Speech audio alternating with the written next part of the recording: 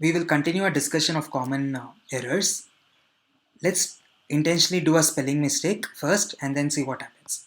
We have this array here, ARR, and in the next line we are trying to append an element 4 to the array, but we have made a spelling mistake here.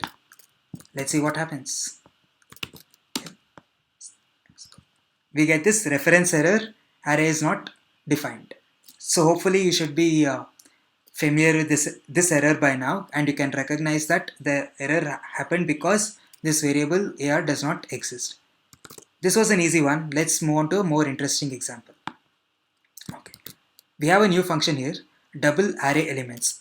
Its input is an array of numbers, and we want to double every element of A and then push it to B and then return B. But now we have not returned B here, and let's see what is the effect of that. Okay, we have this function. I'll call double array elements on 1, 2, 3, and let me assign it to a value x, and then I try to do x dot length. Now I get type error, cannot read property length of undefined. So this is a very common error, cannot read property something of undefined type error. So this means that JavaScript is trying to look for this property length on a variable whose value is undefined.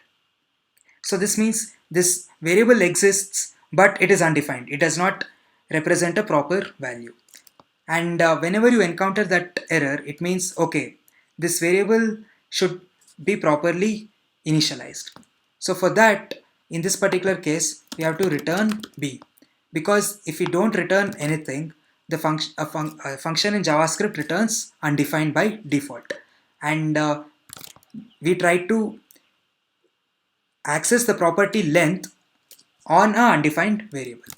Now let's do return B. So like I mentioned in the previous video, these are all some examples of common errors that we make, such as forgetting to return some variables.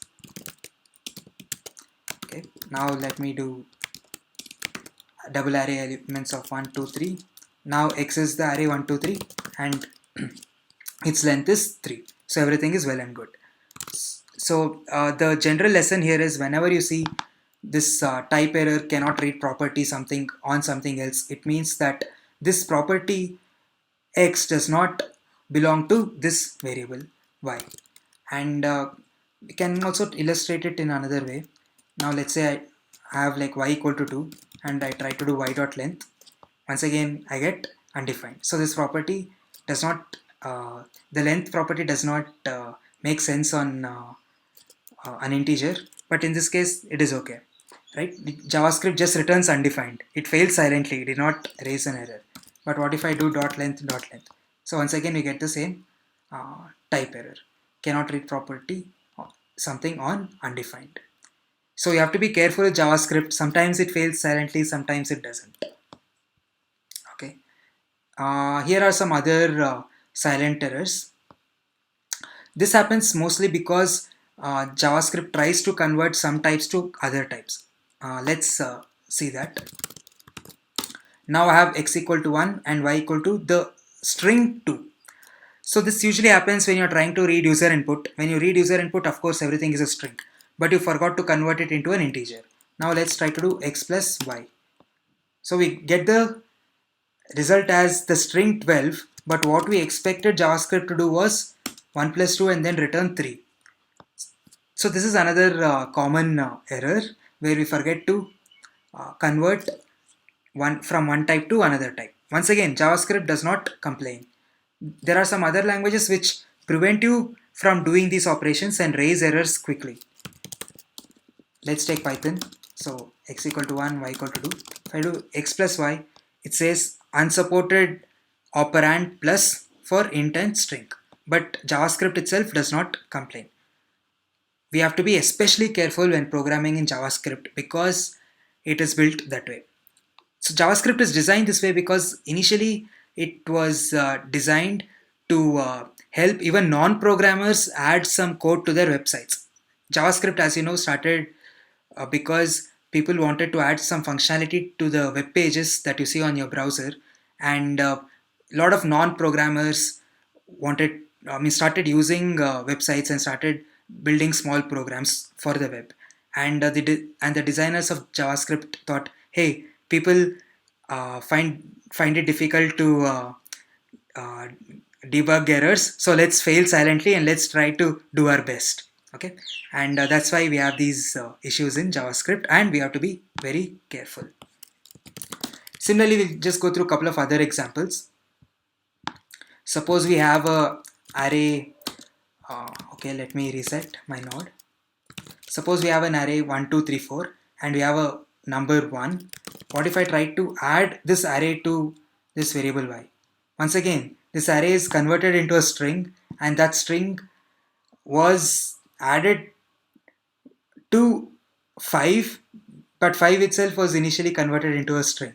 So JavaScript did something like string of array plus string of y, and we ended up with this. But we never asked JavaScript to do this for us manually. It did it automatically.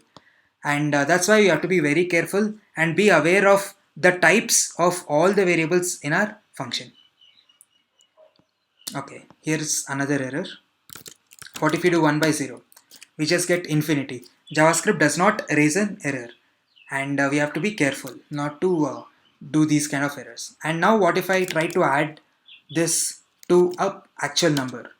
Once again I get infinity. And what if I try to parse an integer which is actually not an integer?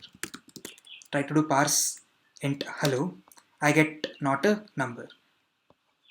Once again, JavaScript does not raise an error in this case. So we have to be very careful, make sure that our inputs are valid before passing it to these kind of functions. Here's a bigger illustration of that. We have this word hello, and I'm trying to parse int. I'm not supposed to do that, but I'm doing it anyway. And then I have a function square which squares a number. So if I call square on 3, it works fine. But now I'm calling square on this parse int of hello. And in that case I get not a number, similar to what we saw in the previous videos. So these are all some common errors that occur when we are writing code in JavaScript. If you're not using JavaScript, if you're using some other language, make a list like this for yourself, intentionally create some errors and then see what happens. Now when you finally come across that error, you'll be in a good position to debug that error.